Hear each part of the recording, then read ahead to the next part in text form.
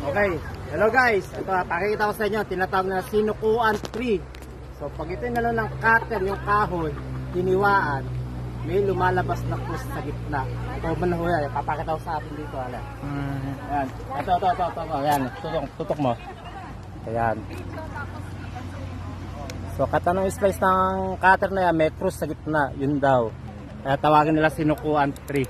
Yan po, na pinakita po sa inyo. Kanya po tawagin sa kanila, sinukuan tree, may cross sa gitna ko. Yan po. Yan, itong kahoy na, ito pa yan. Kaya di makita yata. Yan, may cross. Ito, may cross pa daw. Yan, may cruise. Pati ito, itong kahoy, kaya ginagawa nila keychain.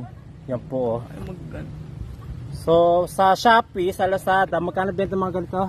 100 plus 100 100. plus ho to. Pero kung dito, bebenta po ninyo 3.50 piraso. Yan po yan. Sinukuan tree. Yan.